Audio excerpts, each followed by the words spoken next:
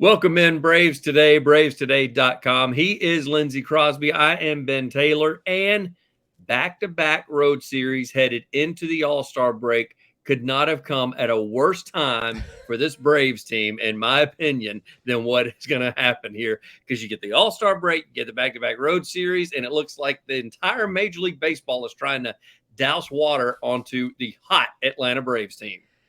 I don't know if you can cool off this Atlanta Braves team. If anybody can beat them right now but themselves. They've won 8 straight games. They've won 16 of the last 17. And when you look at what they did over the weekend, they hit 11 home runs against the Miami Marlins, which was a record for them for a 3-game home series.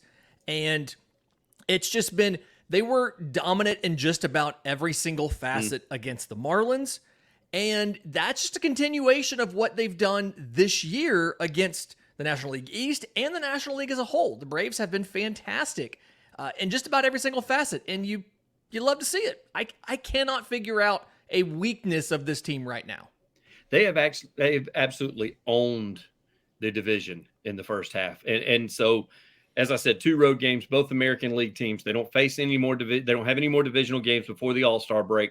So essentially, they win the first half division. Yeah. Now, I know that doesn't qualify you for anything, but Still, it's got to scare the rest of them. I mean, you look at what the Mets have done. The Mets, before the throw it again comment, we're doing just fine, and we're 3-4 games back, and now it's double digits. They don't seem to be doing any bit better, and the Braves continue to just be successful and not just win series now, Lindsay. They are just winning ball games, period. Yeah. Atlanta's 22-6 against the National League East, which is absurd. And they're 40-14 against the National League. Like, Atlanta's issue has just kind of really been American League teams. And so Oakland's the best team against Atlanta. And so the timing doesn't work out well for having to go on the road for two series against American League teams. But the lead in the division is now 9 games. And I don't have the exact stats behind 9-game leads at the midpoint of the season compared to making the postseason or winning the division. But I have to feel like it's probably 85 or 90% of the time. If you can lead the division by 9 games, you're probably going to go on and win the division. And so Atlanta's in a good spot because you've done this without some of your big pitchers, without a Kyle Wright, without a Max Fried, but you're getting pretty good work out of Charlie Morton to kind of help fill some of that gap. We'll get to Morton in a little bit. I will say this. How about let's go back 45 days ago and even 50 days ago, and how you and I were talking about how this team not sucks at home, but a very slow start at home.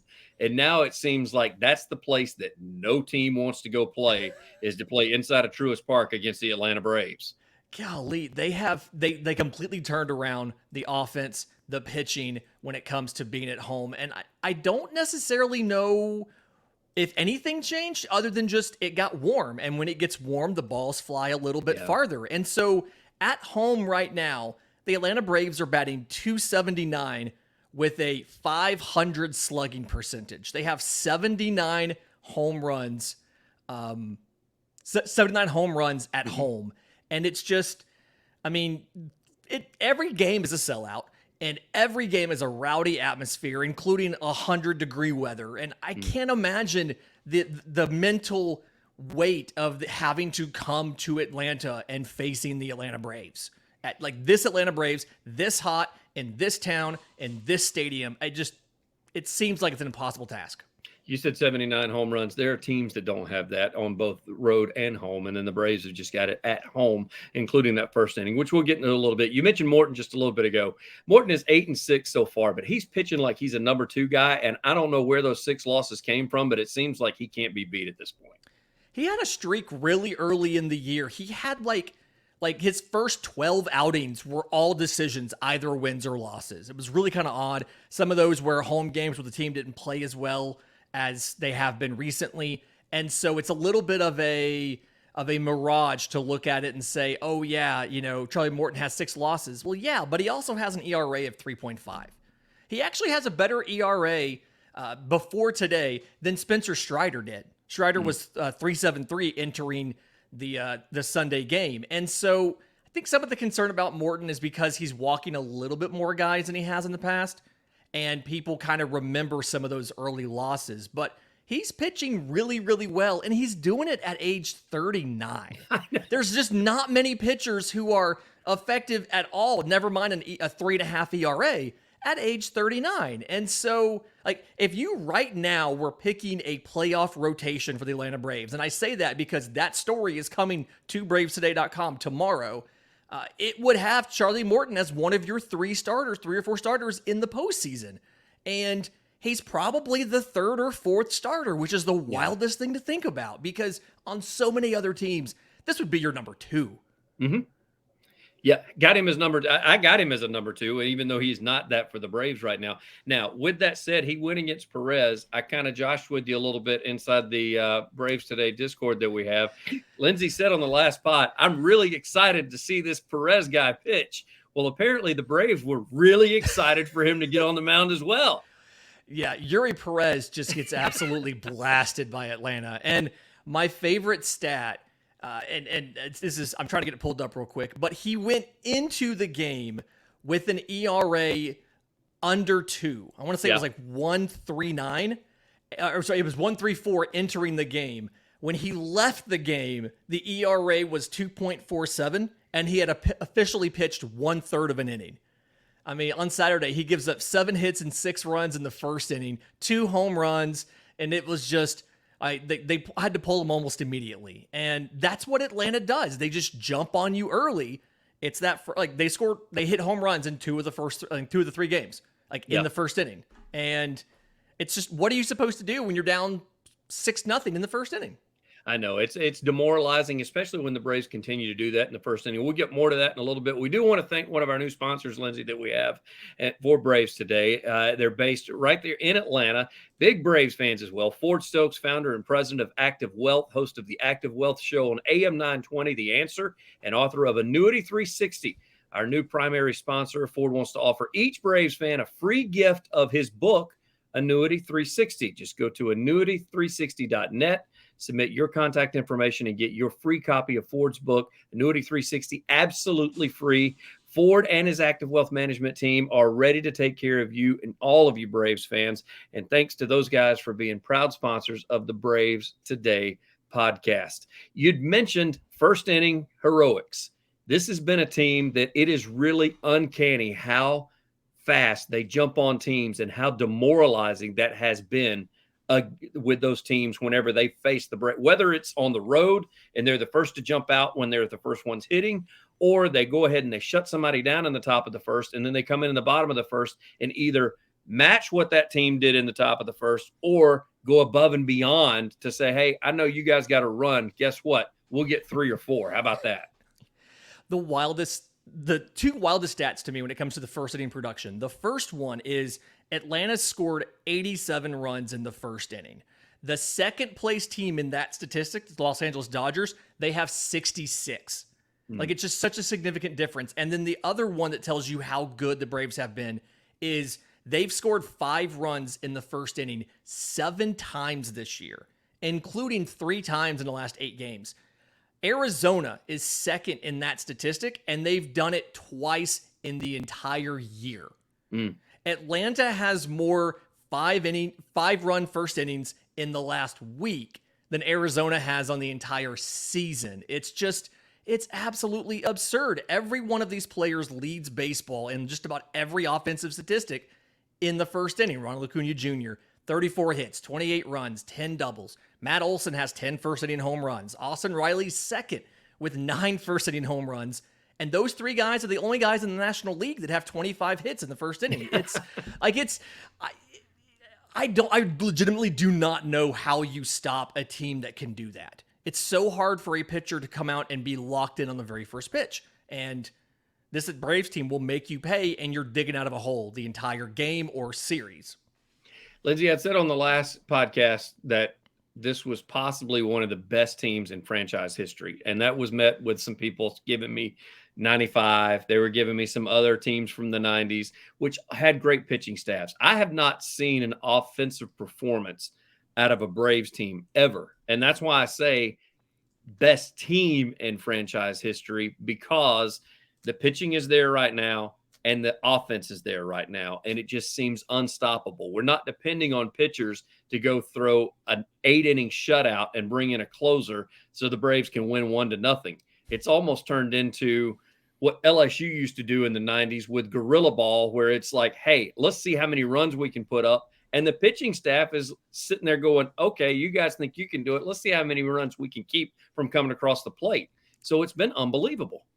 Yeah, I mean, the Braves as an offense are batting .272, which, I mean, who does that? Who bats .272 as an offense? And in the last month, they're batting over .300. The Braves slash line in the last month, .308, .372, .580 with 62 home runs. They average 2+ home runs a game.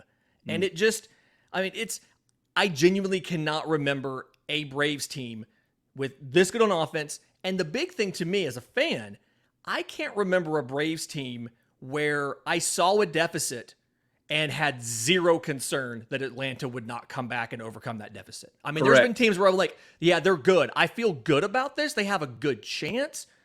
But Atlanta was down in the, 6th, 7th inning on Sunday.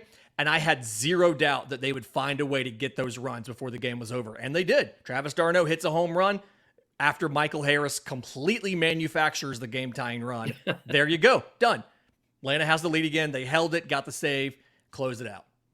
You mentioned Harris. If you take away the first part of the year with Harris, who was down, Arcia, who was down, with Ozuna, who was down, that number, instead of being 270 something as far as batting average, could probably be around 290, 295 overall on the season, which is just uncanny because they went through a slump. It took them a while to get warmed up and get going.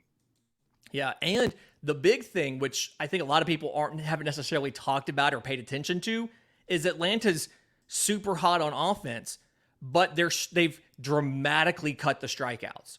And so Atlanta's become a team that not only is scoring tons of runs, they're putting the ball in play.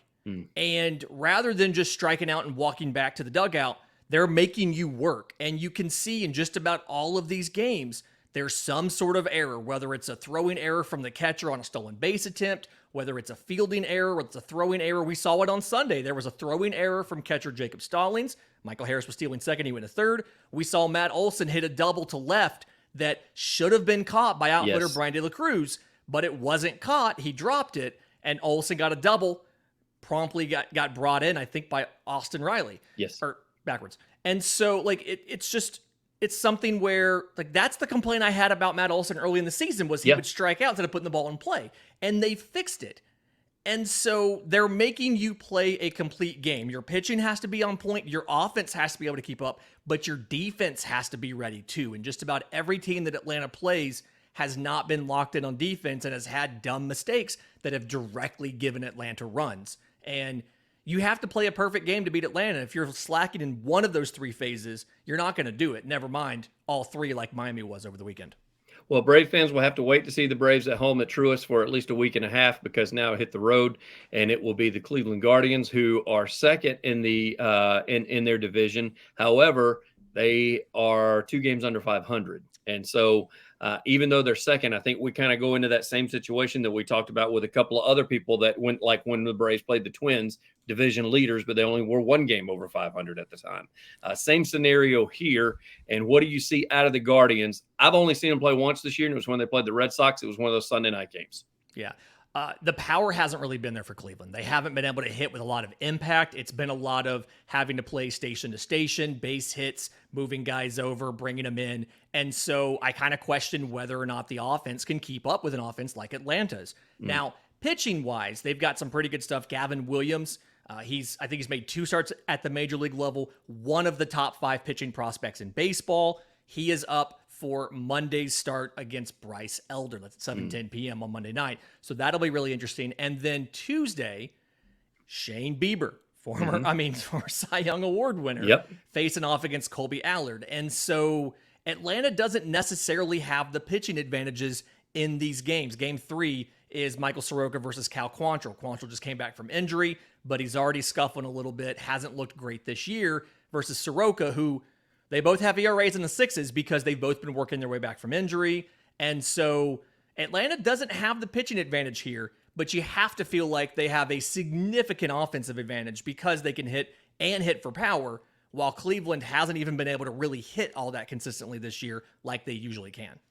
So with that said, what I'm going to do is I'm going to say 2 of 3. I'm very peculiar of when I pick sweeps. I will give Zach Blackerby his props. He called a sweep. I thought that was the kiss of death. I really wish I still wish he wouldn't have done it, even though he teased me a little bit about it on text. However, I will say 2 of 3. And I think that my biggest reason is not that game 1.